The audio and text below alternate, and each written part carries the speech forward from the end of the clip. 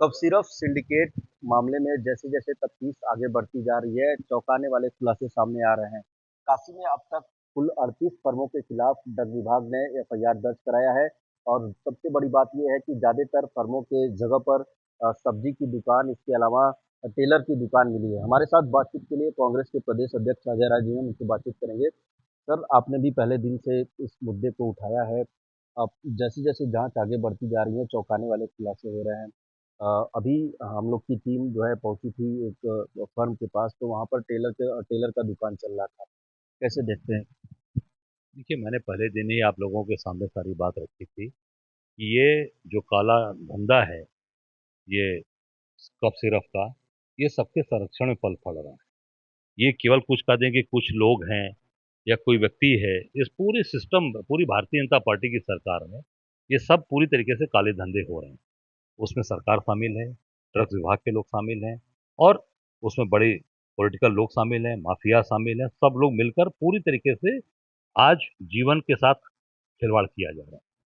जीवन रक्षा के लिए दवा ले ली जाती है, ड्रग्स की दवा या कोई भी दवा ली जाती है, टैबलेट लिया जाता है, वो जीवन की रक्षा के लिए और बच्चों को बचाने के लिए कफ सिरप दिया जाता है।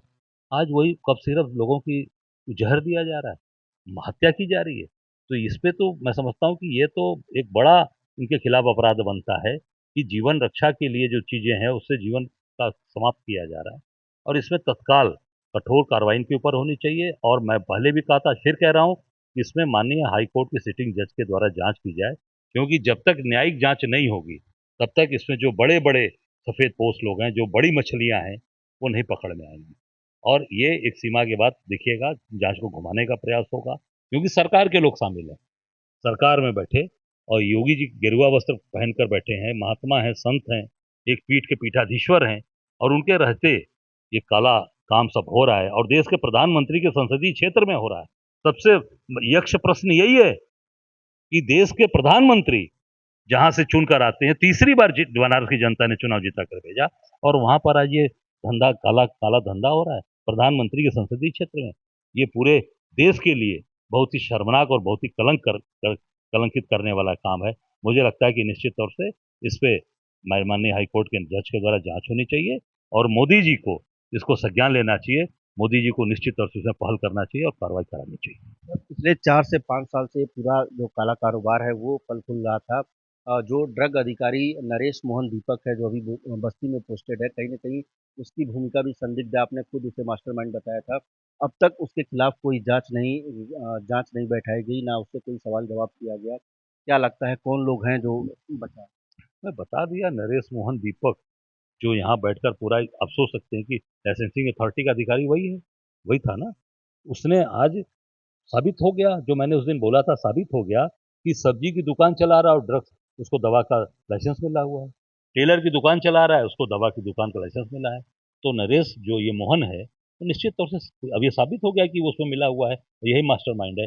सबको इकट्ठा करके मैनेज करने वाला पूरा मास्टरमाइंड है और एक नहीं है, इसमें तमाम लोग शामिल हैं और निश्चित तौर से कठोर कार्रवाई होनी चाहिए क्योंकि जनता का विश्वास अब उठता जा रहा है और देश के प्रधानमंत्री के संसदीय क्षेत्र में मोदी जी प्रधानमंत्री यहाँ चुनाव कब लड़े 14 से विधायक सांसद हैं यहाँ के प्रधानमंत्री हैं और ये तो 2-4 साल का मामला चल रहा है इसका मतलब कि पूरे प्रधानमंत्री के संसदीय क्षेत्र में उनके नाक के नीचे सारी चीजें हो रही हैं और पता नहीं है इससे मालूम चलता है कि पूरी तरीके से इसमें कहीं ना कहीं पीएमओ के लोग भी इसमें शामिल हैं इसमें प्राइम मिनिस्टर ऑफिस के भी लोग इसमें शामिल हैं क्योंकि जिनको इंचार्ज बनाया वो देख रहे हैं एक एक आदमी बनारस में बैठ के देख रहा है इसके पहले ओझा जी देखते थे इसमें कोई सुनता हूँ कि कोई गुजरात का एक बीआरएस लिया हुआ अधिकारी देख रहा है वो पूरा यहाँ पे काम कर रहा है वो सारी चीज़ों को देखभाल कर रहा है इससे मतलब साबित हो रहा है कि ये लोग पूरे इसमें पीएमओ का इन्वॉल्वमेंट है और ये क्योंकि इस तरीके की चीज़ें गलत चीज़ें हो रही हैं उसके बाद भी कोई कार्रवाई नहीं हुई कोई बुलडोजर नहीं चला कोई एक्शन नहीं हुआ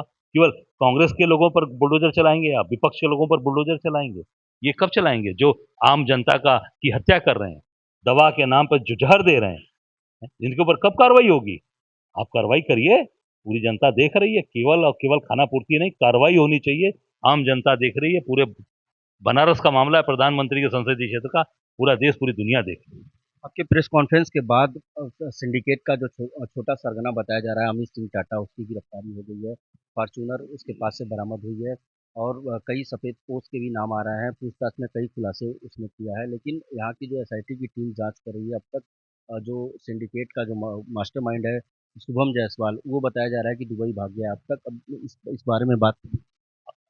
अब देखिए, जो एसआईटी बनी है, किसने बनाई है? वो तो पुलिस कमिश्नर ने बनाया, सरकार ने तो बनाई नहीं। सरकार तो चुपचाप बैठी है। ये बाकायदे सरकार को इसमें संज्ञान लेना पड़ेगा। कमिश्नर पुलिस की एसआईटी बनाने से काम नहीं चलेगा, क्योंकि केवल एक बनारस का मामला नहीं है। ये तो पूरे कई प्रदेश का मामला है। ये तो कई देश का मामला है। नेपाल, बांग्लादेश, कई देश हैं इसमें शामिल हैं। तो इसमें तत्काल मैं सरकार से मांग करता हूँ, योगी जी के अंदर थोड़ी सी भी नैतिकता अगर बची है, तत्काल माननीय उच्च न्यायालय की सिटिंग हाई कोर्ट से तत्काल जांच का आदेश करें और उसमें पूरी पूरी तैयारी के साथ उसकी जांच करावें। जिले की एसआईटी टीम से उसमें जांच आगे नहीं हो पाएगी, निश्चित तौर से चीजें प्रभावित होंगी, क्योंकि इसमें बड़े बड़े मास्टरमाइंड लगे हैं और बड़े बड़े खिलाड़ी हैं इसमें, बड़े बड़े खिलाड़ी लगे हैं। तो मुझे लगता है कि इसमें तत्काल माननीय उच्च न्यायालय के न्यायाधीश से जांच कराई जाए, ये मेरी मांग है। और जो नरेश मोहन जैसे लोग इसमें ऐसे अधिकारी, कितने अधिकारी हैं, उनके ऊपर अभी तक कोई कार्रवाई क्यों नहीं की गई? उसको तत्काल सस्पेंड किया जाए, उसके सारी संपत्ति की जांच करावें और उससे पूरी तरीके से पूछताछ करें। थोड़ी सी भी नैतिकता बची है, नहीं तो सब तो पूरा काला कारनामा हो रहा है और प्रधानमंत्री के संसदीय क्षेत्र में हो रहा है। सबसे बड़ा दुर्भाग्यपूर्ण यह है कि जो जिसके पूरे देश का जिसके ऊपर विश्वास है, देश के प्रधानमंत्री नरेंद्र मोदी के ऊपर, आज वो उन्हीं के संसदीय क्षेत्र में ये काला काम हो रहा है, काला धंधा चल रहा है, कब सिर्फ कब बच्चों की हत्या की जा रही है, इसके जिम्मेदार कौन है? निश्चित इसका जवाब मोदी जी को देना चाहिए। एक आखिरी सवाल, उत्तर प्रदेश में एसआईआर हो रहा है, समय बहुत कम है, जो बीएलओज हैं वो काफ़ी दबाव महसूस कर रहे हैं। आपकी राय? मैं देखिए, अभी जितने 5 बीएलओ की जान गई, मैं सबके घर हो आया, 4 में हो आया, एक अभी बरेली आने वाले 1 तारीख को बरेली भी जा रहा हूँ। बरेली के भी जो बीएलओ वहाँ पे गंगवार की कोई मृत्यु हुई हार्ट अटैक से, उनके घर भी मैं जा रहा हूँ। 4 के यहाँ हो आया, देवरिया हो आया, कल गया था रंजू दुबे जी के यहाँ, विपिन यादव के यहाँ जौनपुर हो आया, वर्मा के यहाँ लखनऊ में हो आया, और एक सुनील जो कोरी मरा है वहाँ पर फांसी लगाकर फतेहपुर में, वहाँ भी हो आया। तो निश्चित तौर से ये दबाव में चीज़ें हो रही हैं और पूरी तरीके से इनको सरकारी तंत्र परेशान कर रहा है। और चुनाव आयोग जल्दबाजी में क्यों है, और इतनी हड़बड़ी में क्यों है? इसके पहले भी एक बार 2002 या 3 में हुआ है, तो आराम से 7-8 महीने का समय मिला था, उसमें हुआ था। इस तरह की चीज़ें हुई थी, किसी को पता भी नहीं चला था। मुझे लगता है कि इसको समय बढ़ाना चाहिए और जो बीएलओ दुर्घटना जो मरे हैं आत्महत्या से, जहर खाकर, हार्ट अटैक से, ब्रेन हेमरेज से, उनको सरकार आयोग को तुरंत सरकार को निर्देश करना चाहिए, क्योंकि चुनाव आयोग का वो काम कर रहा है। 1 करोड़ रुपए उनको आर्थिक सहायता मिले और उनको सरकारी नौकरी तत्काल मिले। बहुत शुक्रिया बातचीत के लिए। तो ये थे हमारे साथ बातचीत किए कांग्रेस के प्रदेश अध्यक्ष अजय राय जी, जिन्होंने तमाम मुद्दों पर आपसे बातचीत की। वाराणसी से विनीत श्रीवास्तव, भारत समाचार।